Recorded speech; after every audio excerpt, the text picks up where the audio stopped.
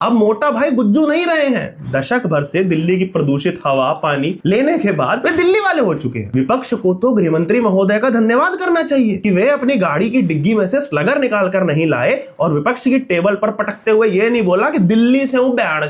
एक तो ये केंद्र सरकार दिल्ली में पहले इतना प्रदूषण करके रखी हुई है, एक व्यक्ति को दिन में 20 सिगरेट तो पीनी ही पड़ रही है। मतलब भाजपा कांग्रेस सपा बसपा वाले दिन की 20 पिए तो ठीक, और बेचारे तृणमूल वाले दिन की 21 पी ले तो स्पीकर से शिकायत। लोगों का एग्रेशन देखकर एक बात तो मुझे साफ हो गई, बंगाली हिंदुओं को गुस्सा तो आता है। अब किस विषय को लेके आता है, इस योजना का नाम बदलकर पूज्य बापू ग्रामीण रोजगार गारंटी योजना किया जाए। गैया ने बनाया भजपैया बोलो मोनिशा बेटा, Congress with the cow looks to middle class. Hello दोस्तों, राम राम दोस्तों, स्वागत है आपका आरएसएस यानी कि रैंडम सटायर सभा के तीसरे एपिसोड में। और जैसा कि आप जानते हैं, इस शो में हम सप्ताह भर की सबसे रोचक, सबसे चटाकेदार, सबसे चुटीली खबरों का विश्लेषण पूरी गंभीरता के साथ करते हैं, बिना किसी मजाक के। 1% भी कॉमेडी नहीं होती है।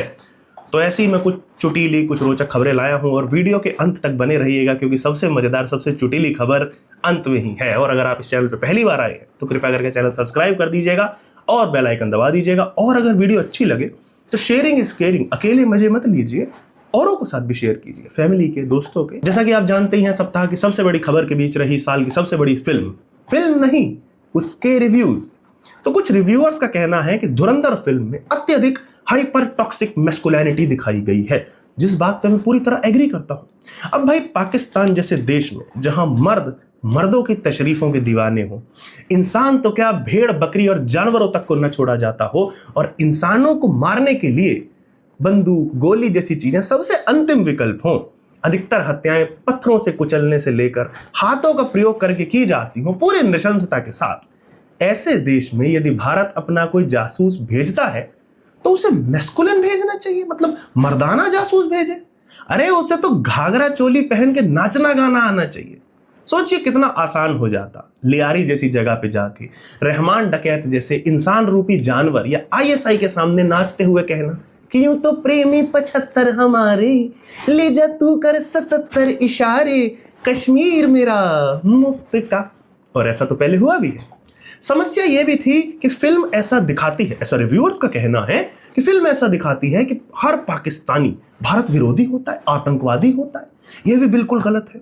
इसमें भी मेरे विचार में एक चीज हो सकती थी। आदित्य धर जो कि फिल्म के निर्देशक हैं, उनको ऐसा दिखाना चाहिए था कि भारत का जो जासूस है वो जब पाकिस्तान गया तो उसने पहले कागज कलम, जी हाँ, कागज कलम दवातला, कागज कलम लेकर के जनगणना की तरह घर घर जाना आरंभ किया और 20-25 करोड़ जितनी भी पाकिस्तान की आबादी है उन सब से ये पूछा कि क्या आप भारत से घृणा करते हैं या नहीं, यस और नो। जैसे वो डोरा दी एक्सप्लोरर पूछती है ना कि मैं राइट जाऊं या मैं लेफ्ट जाऊं, और उससे जो उत्तर मिला उस हिसाब से आदित्य धर को स्क्रिप्ट लिखनी चाहिए। और हाँ, हर सीन में वैसे जैसे सेंसर बोर्ड वो डालता है ना, धूम्रपान हानिकारक है, शराब पीने से लीवर खराब हो जाता है, उसी तरह धुरंधर के एडिटर को फिल्म के हर सीन में जहां जहां कोई भी पाकिस्तानी दिखाया जा रहा हो वहां बड़ा बड़ा ब्रैकेट में लिखना चाहिए था कि हर पाकिस्तानी एंटी इंडिया नहीं होता। ये होती है सिनेमा बनाने की कला। इससे कुछ सीखो यार, तुम लोग सीखते ही नहीं हो रिव्यूअर्स से। पर कुछ रिव्यूअर्स के छटाक बटा 3 के रिव्यू सुनकर जब लोगों ने उन्हें कमेंट सेक्शन में प्यार बरसाया और फिल्म रिव्यू करना सिखाना आरंभ किया, तो कुछ रिव्यूअर्स ने अपने ही यूट्यूब वीडियो को प्राइवेट कर दिया और फिर भाग गए भाई। और उसके बाद उनके छुन्नू मुन्नू वही पुराना राग अलापने लगे कि यहां तो बोलने की आजादी नहीं है। अरे भाई, फिल्म रिव्यू के नाम पे सुअर की हगास तुमने की, उसके बाद वीडियो भी तुमने खुद प्राइवेट की, तो इसमें बोलने की आजादी, देश, समाज, ये सब कहां से बीच में आ गया।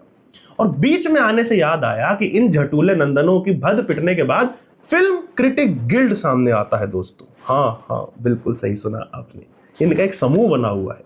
वो कहते हैं ना कि एकता में शक्ति है, वो इसलिए है क्योंकि अकेले में फटती है। तो ये समूह जो आया उसने आकर के फिल्म क्रिटिक्स पर हो रहे टारगेटेड अटैक और हरेसमेंट्स के विरुद्ध स्टेटमेंट जारी किया। देख रहे हो मित्रों, ये किया है मोदी सरकार ने 10 साल में। ऑनलाइन ही लोगों का हरेसमेंट हो जा रहा है, कमेंट में ही अटैक हो रहे हैं। यही तो था मोदी का डिजिटल इंडिया। गिल्ड ने इस पे विरोध जताया और कहा कि हम अपने साथियों के साथ पूरी सॉलिडेरिटी से खड़े हैं। इस बात का मैं पूरा समर्थन करता हूं, लेकिन इसमें ना थोड़ा सा कुछ ऐड करूंगा। इन लोगों को सॉलिडेरिटी की आवश्यकता तो है ही, इसके साथ साथ मैं कहूंगा कि इन्हें थोड़ी S for sense, S for समीक्षा का ज्ञान, और इसके साथ साथ थोड़ी सी एस फॉर सुध बुध भी दी जाए। क्योंकि जैसा इन लोगों का हाल है, ऐसा लगता है कि आने वाले समय में इन्हें सॉलिडेरिटी की नहीं, सांत्वना की जरूरत पड़ने वाली है। वैसे फिल्म क्रिटिक गिल्ड के इन क्रिटिक्स का समर्थन करना वैसा ही है जैसे अलकायदा ने ट्विन टावर उड़ाया और उसके बाद अमेरिका ने जब उन्हें पेलना शुरू करा तो तालिबान का यह कहना है कि अमेरिका बहुत बुरा कर रहा है। इस कठिन परिस्थिति में हम अपने भाई अलकायदा के साथ खड़े हैं। Potato potato. आगे महाराष्ट्र चलते हैं मित्रों। तो महाराष्ट्र विधानसभा में एक विधायक जिनका नाम शरद सोनवाने था, वे विधानसभा में तेंदुए की कॉस्ट्यूम पहनकर पहुंचे।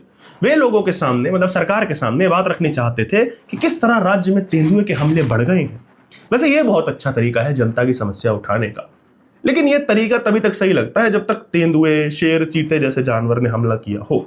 अब सोचिए भाई, दिल्ली की बात करें तो यहां तो कुत्तों का आतंक है। अब आप सोचिए कैसे लगेंगे दिल्ली के कोई भी विधायक महोदय दिल्ली विधानसभा में उस बंदे की तरह सजे हुए पावर रेंजर वाला। वैसे इस खबर को देख के मुझे एक पुरानी खबर याद आ गई जिसमें अलग अलग शहरों में कच्चा बनियान गैंग एक्टिव हो गए थे, जिसमें जो लोग थे वो केवल कच्चा और बनियान पहन के लूटपाट जैसी वारदातों को अंजाम देते थे। मंत्री जी का कॉस्ट्यूम देखकर मैंने ऊपर वाले को धन्यवाद दिया कि भला हो महाराष्ट्र में इस तरह के गैंग एक्टिव नहीं है, नहीं तो हमें रूपा और लक्ष्य कोजी में सजे विधायक जी को विधानसभा में बैठे देखना पड़ता। अगला रोचक समाचार सीधे संसद से मित्रों। जी हां, गृह मंत्री जी ने संसद में एक बार फिर वही किया जिसके लिए वे जाने जाते हैं।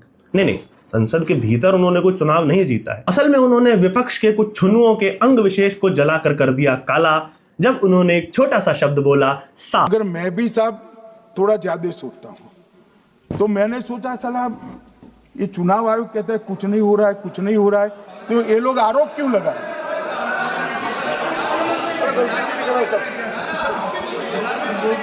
मान्यवर, मेरे शब्द कोई ऐसे हो तो काट दीजिए। अब विपक्ष का कोई भी व्यक्ति, कोई भी नेता इस बात पर विवाद खड़ा करने आता उस सबसे पहले ये देखिए भाई किसका ट्वीट आया।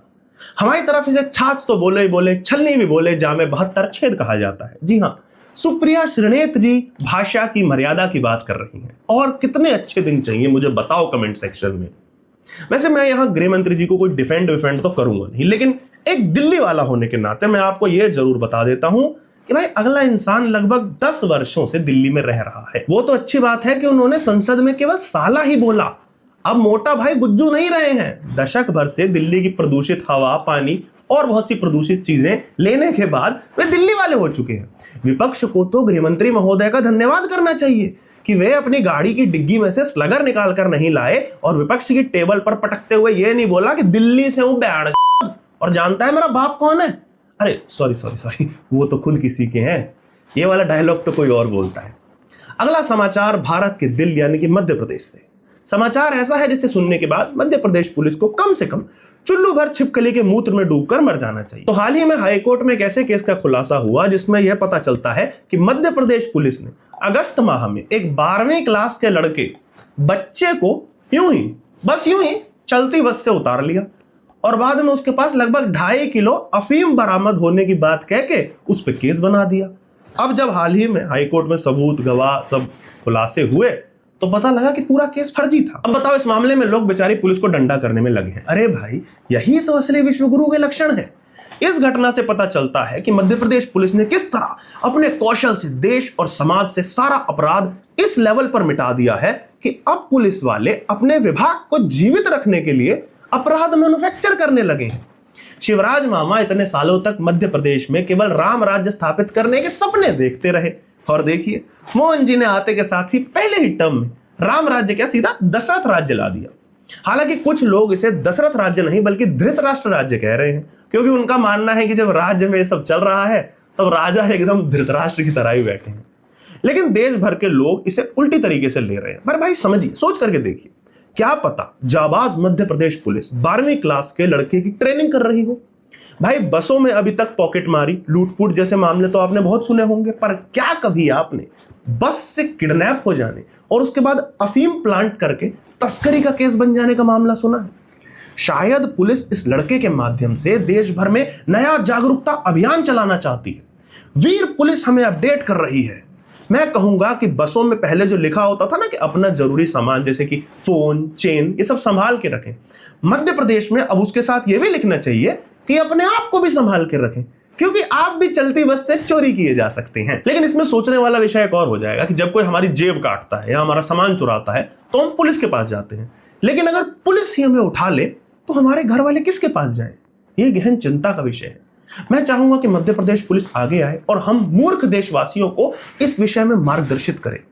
मैं तो यह भी चाहूंगा कि बाकी देश के राज्यों की पुलिस को मध्य प्रदेश पुलिस से ट्रेनिंग लेनी चाहिए। वो वासेपुर में कहा था ना कि सीखिए इनसे कुछ। अगला समाचार पुनः संसद भवन से, जहां अनुराग ठाकुर जी ने तृणमूल कांग्रेस के एक सांसद द्वारा संसद परिसर में ई सिगरेट पीने को लेकर लोकसभा के अध्यक्ष से शिकायत कर दी। उन्होंने कहा कि क्योंकि देश भर में ई सिगरेट बैन है तो फिर एक सांसद, वो भी हाउस के भीतर, ये कैसे पी सकते या सकती हैं। भाई देखो, ये तो सरासर अन्याय है। एक तो ये केंद्र सरकार दिल्ली में पहले इतना प्रदूषण करके रखी हुई है, एक व्यक्ति को दिन में 20 सिगरेट तो पीनी ही पड़ रही है। अब ऐसे में एक तृणमूल सांसद महोदय या महोदया, उन्होंने अगर एक और सिगरेट एक्स्ट्रा पी ली तो भाई इससे कौन सा पहाड़ टूट गया। मतलब भाजपा, कांग्रेस, सपा, बसपा वाले दिन की 20 पिए तो ठीक, और बेचारे तृणमूल वाले दिन की 21 पी लें तो स्पीकर से शिकायत। और दूसरी चीज, एक तरफ तो अनुराग ठाकुर जी की पार्टी है गडकरी जी, खुद पर्यावरण बचाव की बातें करते नहीं थकते। गन्ने के रस से, हाइड्रोजन से, पाद से गाड़ियां चला देंगे। हर रोज इलेक्ट्रॉनिक गाड़ियों को ऐसे प्रमोट किया जाता है। और जब कोई बेचारा या बेचारी तृणमूल सांसद नॉर्मल सिगरेट की जगह इलेक्ट्रॉनिक सिगरेट पिए तो यही बीजेपी वाले विरोध करते हैं। अरे हिपोक्रेसी की भी सीमा होती है। तृणमूल से ही चलते हैं अगले रोचक समाचार की ओर, जो कि भारत के कल्चरल कैपिटल कोलकाता से आता है। तो कोलकाता में विश्व प्रसिद्ध फुटबॉलर मेसी पहुंचे। वैसे तो जिस इवेंट में वो पहुंचे वो एक प्राइवेट इवेंट था, मतलब सरकार का उससे कोई लेना देना नहीं था, लेकिन उस इवेंट में कई नेता और कई वीआईपी, वीवीआईपी पहुंच गए और आम लोग जो कि 10-12 हजार की टिकट खरीद के स्टेडियम में आए थे। जी हां दोस्तों, माछी और झोल पचाने से पहले आप ये बात पचाने का प्रयास करिए कि इस देश में एक फुटबॉलर को केवल देखने के लिए लोग 10 से 12 हजार की टिकट खरीद रहे हैं। लेकिन रुको मित्रों, रुको, सब्र करो। असली रोचक समाचार ये नहीं है।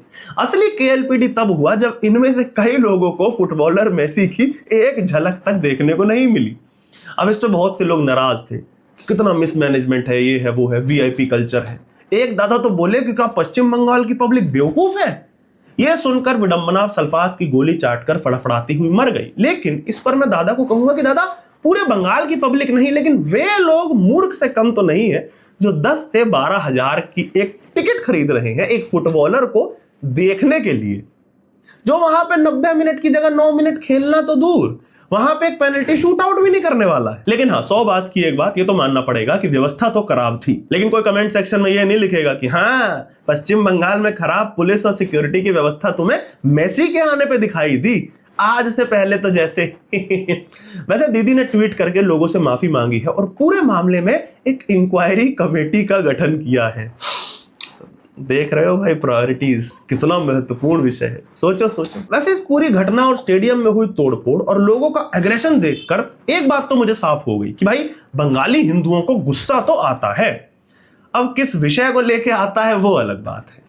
Last but not the least मित्रों, अंत में बीजेपी की सोने की टकसाल से एक और उड़ता उड़ता हीरा लेके आया हूं। दोस्तों, भाजपा ने एक ऐसा कड़ा निर्णय लिया है जिसके बाद यह देश टिप टू टो, यानी कि कश्मीर से कन्याकुमारी और मुंबई से लेकर डिब्रूगढ़ तक बदल जाएगा। इलॉन मस्क के मार्स पर पहुंचने से पहले भारतीय मरकरी तक पहुंच जाएंगे। और कुछ लोगों का तो यहां तक कहना है कि 90s वाले वो बच्चे जो ये सपना देखा करते थे that we will have flying cars in 2025, उन्हें उड़ती हुई गाड़ियां तो नहीं, लेकिन वो बच्चे स्वयं ही उड़ने लगेंगे। तो खबर यह है कि मनरेगा, यानी कि Mahatma Gandhi national rural employment guarantee act, आसान भाषा में कहें तो टैक्स पेई के पैसों की बनी हुई बत्ती, इस योजना का नाम बदलकर पूज्य बापू ग्रामीण रोजगार गारंटी योजना किया जाएगा। नहीं समझे मित्रों? अरे इसका अर्थ है कि पहले जो टट्टी यूं ही परोस दी जाती थी, अब उसे सोने और चांदी की वर्क लगा के परोसा जाएगा। कुछ जालिम लोग इस पे मीम बना रहे हैं और कह रहे हैं कि गैया ने बनाया भजपैया, बोलो मोनिशा बेटा, कांग्रेस में the cow looks to middle class. गुप्त सूत्रों की माने तो पिछली योजना में गांधी नाम आ रहा था। इससे शायद गांधी परिवार को लेकर थोड़ी बहुत चर्चा देश में हो जा रही थी, इसलिए सरकार ने उसमें बापू, माफ कीजिएगा, पूज्य बापू डाल के गांधी परिवार को लोगों के मस्तिष्क से पूरी तरह मिटाने का प्रयास किया है। वैसे जो लोग भाजपा के पुराने समर्थक हैं, नहीं 2014 के बाद में बने विराट हिंदुओं की बात नहीं कर रहा हूं, असली विचारधारा के समर्थक, वो अटल जी वाले, वो लोग अच्छे से जानते हैं कि गांधी, और उसमें भी एक पर्टिकुलर गांधी जो है ना, वो जब तक राजनीति कर रहे हैं तब तक भाजपा की वो बीरबल वाली खिचड़ी मजेदार ढंग से पक रही है। असल में उस व्यक्ति ने जिस दिन राजनीति छोड़ी तो नाम, काम, दाम सब बदलते रह जाइएगा, कुछ नहीं बदलेगा। तो दोस्तों आज की वीडियो में बस इतना ही। कौन सी खबर आपको सबसे रोचक लगी और उस पर कौन सी चर्चा आपको सबसे गंभीर लगी, ये मुझे कमेंट सेक्शन में अवश्य बताइएगा। इसके साथ ही वीडियो लाइक करना ना भूलें, सब्सक्राइब करना ना भूलें चैनल, और बेल आइकन दबाना तो बिल्कुल मत भूलिएगा, ताकि मैं जो भी वीडियो डालूं आपके पास नोटिफिकेशन पहुंच जाए। और अगर यहां तक वीडियो देखी है, आपको मजा आया है, तो शेयर करिए दोस्तों के साथ, परिवार वालों के साथ। Sharing is caring.